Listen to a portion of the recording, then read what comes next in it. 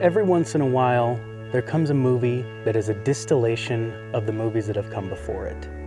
Hollywood went through the Western phase in the 1960s, and since then, we haven't seen many on the big screen. Mostly because Hollywood kind of burned everyone out on the sheer amount of Westerns they released. But in recent years, Westerns seem to be making kind of a comeback. True Grit, Django Unchained, The Hateful Eight, The Magnificent Seven, The Ballad of Buster Scruggs. These are all movies that have paid homage to the traditional Western genre, while still adding their own flavor and twist. But there is a movie that has gone the route of leaning in to what made a classic Western great, while still telling a unique and compelling story. And that movie is Hostiles. My name's Max, and this is Letters from the Editor. Hostiles follows a group of soldiers led by Joseph Blocker, an army captain on his way to retirement. His last order from the higher-ups is for Blocker and his crew to escort the aged Cheyenne war chief Yellowhawk to his final resting place. Yellowhawk is a prisoner of war, but he has developed cancer, and the Army grants him his dying wish of being buried in his tribal lands of Montana. Blocker initially refuses, which we'll get to later, but he is forced by his commanding officer to carry out the task. The rest of the movie is their odyssey across the American West, each character going through significant change till they reach their destination. Now, if this is a movie that seems interesting to you, and you haven't seen it, I recommend you stop this video right now and go and watch it, because I'm about to spoil the entire thing. Now, before we dive into the story, let's go over some technical stuff. Most of Hostiles is shot outside, in the great outdoors, on the western frontier, a choice made authentic by shooting on location. No CGI or special effects here. Well, mostly. The director and cinematographer opted for shooting on film and using anamorphic lenses, grounding the movie in cinematic tradition. But what exactly is an anamorphic lens? Well, quick lesson for you. Back in the 1950s, as TVs started popping up in living rooms, theaters faced a dilemma. Why pay for a movie ticket when you could watch films at home? During this time, both TVs and standard film had a 4:3 aspect ratio, essentially a square box. Enter the anamorphic lens. Initially designed during World War I to give tank drivers a wider field of view, these lenses stretch the image horizontally while maintaining vertical information, offering an expansive panorama. Basically, going from this to this.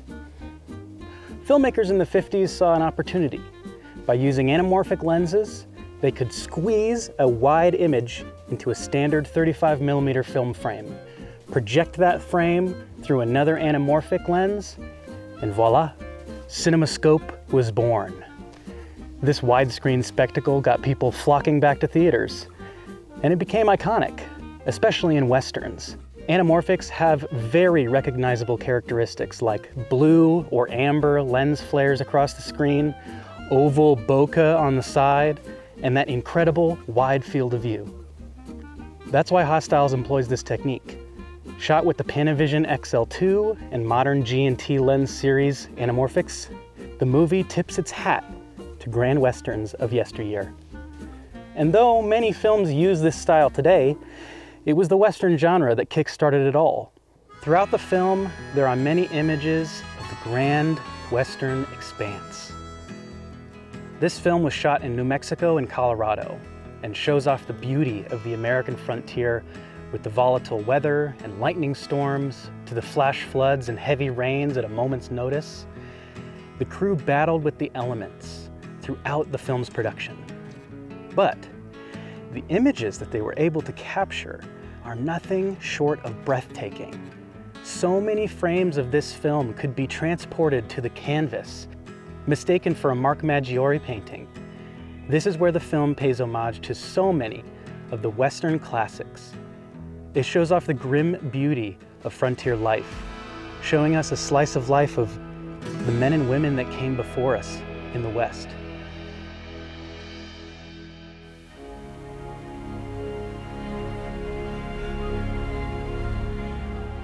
From the first frame of Hostiles, viewers are immediately pulled into an unsettling atmosphere. It sets the tone for what is decidedly not a feel-good movie. We meet Rosalie Quaid, a settler whose life is upended when her entire family falls victim to a brutal attack by a notorious Comanche warband. She alone survives, establishing the movie's central theme, the corrosive power of hate. The narrative shifts to Captain Blocker, who is burdened with the task of escorting the Comanche war chief Yellowhawk to Montana. It's here that we delve into Blocker's deep-seated animosity towards the Native Americans. Yellowhawk has claimed the lives of several of his comrades in past battles. Blocker is not just a soldier. He's a product of relentless conflict. What's left of his humanity is buried under layers of hatred and sorrow over friends lost in battle. Even in a scene with his best friend Tommy, they reminisce on the good old days, filled with bloodshed and war. To Blocker, death would be less a tragedy and more a release from his ongoing torment. His internal struggle reaches a breaking point when faced with the task of aiding his enemy, leading him to contemplate ending his own life. This mission threatens to undermine his life's work. In the end, Blocker is forced to choose between maintaining his lifetime of prejudice or sacrificing his honor in years of military service. And so, laden with internal conflicts, Blocker and his team set forth on a reluctant journey with Yellowhawk and his family. As we progress through the story, we delve deeper into how much humanity Blocker and his men have given up over the years. Early in the journey, the group stumbles upon Rosalie Quaid and the remnants of her family and home. Here we have our two main characters, two very broken people with hatred in their hearts. One after many years of war, and the other with fresh wounds yet to heal. The subsequent scenes are a sad picture of the power of loss. Rosalie refuses to let anyone bury her family, instead resorting to tearing at the earth with her fingernails. This scene is powerful as it is hard to watch. The men around her, unsure of what to do, stand in silence as her frantic digging crescendos into a somber wail from deep within her soul. And she must begin anew, broken in a dying age. And that to me is a picture for the theme of the movie. Everything around Blocker is dying. His way of life, the world he knew, even the enemy he hates. But there is always room for hope. And we will get to that.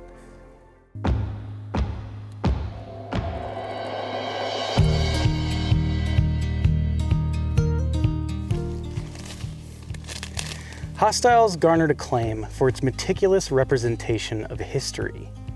Though it exercises creative license with certain dates, the film largely nails the ambiance and context of the era it seeks to depict. Director Scott Cooper's dedication to historical accuracy shines through, underscored by his decision to have Native American consultants on set every day. Their expertise in historical nuances, languages, and gestures was instrumental in authentically portraying Native American culture. The film's commitment to cultural accuracy extends beyond just the Cheyenne characters, perceived as good in the narrative, but also Comanche consultants were engaged to provide a balanced and nuanced portrayal of their culture, breaking away from the one-dimensional depiction often seen in earlier works. This meticulous attention to cultural authenticity is a distinct departure from the previous cinematic treatments, which often painted Native American cultures with a broad, generic brush. Scott Cooper, along with actors Christian Bale, Wes Studi, and Adam Beach, earnestly embraced the heritage that they were showcasing. The film's historical fidelity doesn't stop at linguistics. It extends to the very clothes adorning the characters' backs.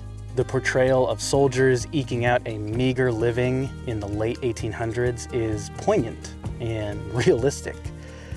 Their attire, worn and weather-beaten, is not just a costume, but a narrative in itself, shedding light on the gritty realities of frontier life.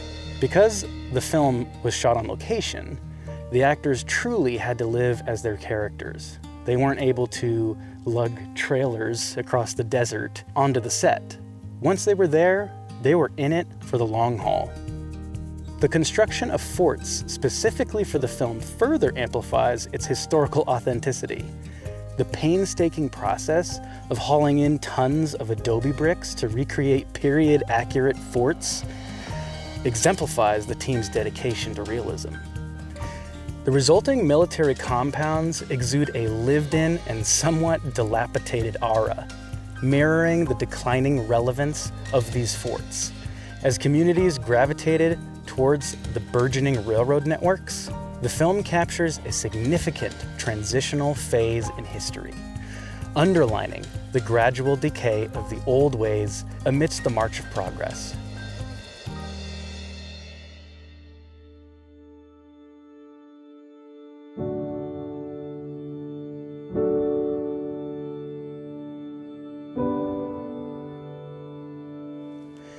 All right, now back to the story.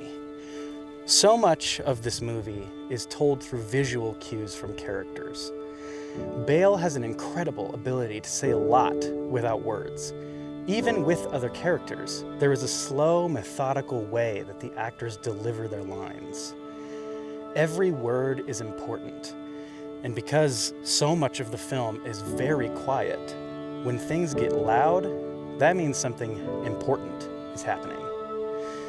The sound design in this film is nothing but immaculate.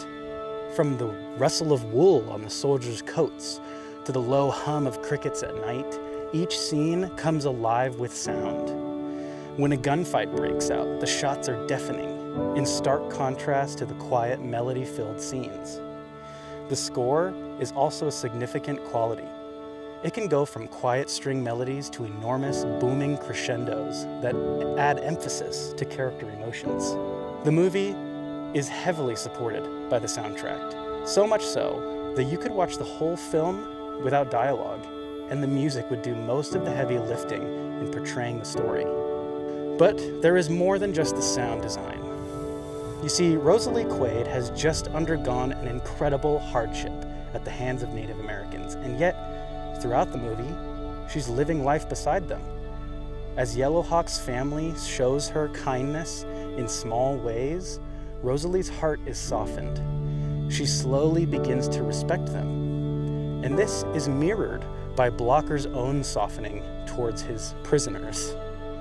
Throughout their journey, as Blocker experiences the loss of his friends one by one, Yellowhawk and his family are there to share in the grief, even if he doesn't see it.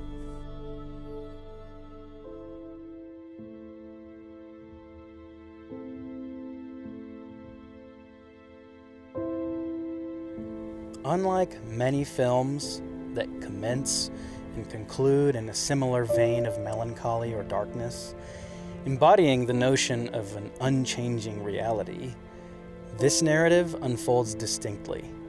It is a poignant ode to the transformative essence of humanity. Through Blocker's Odyssey, the film eloquently posits that the pursuit of redemption is a viable quest, regardless of one's past.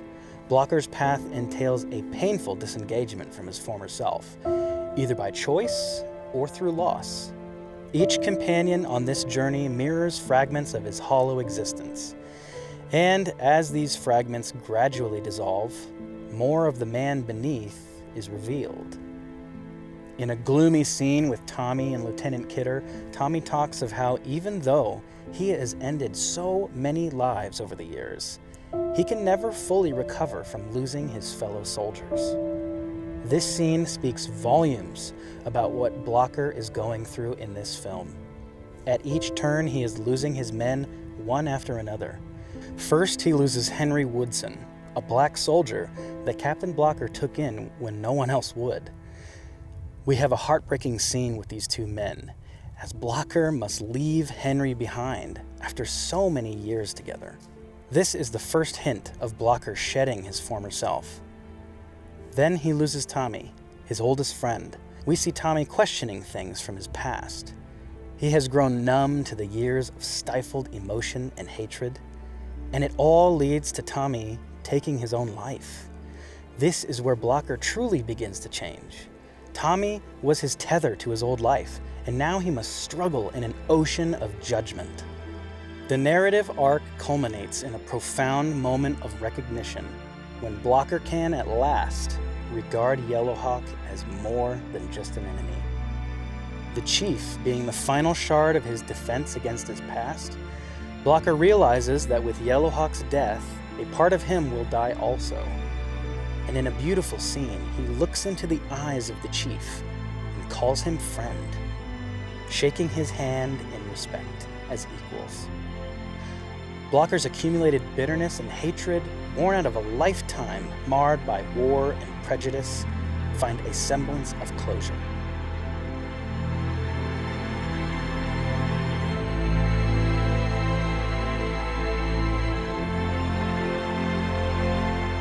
This voyage not only unveils, but also offers him a doorway to a renewed existence.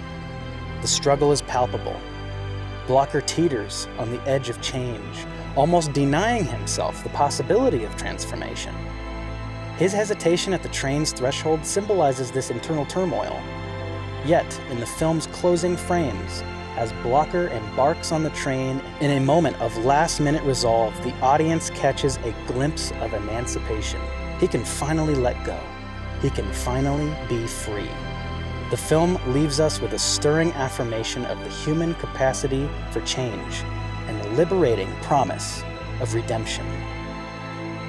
This has been the second letter from the editor. Thank you for watching.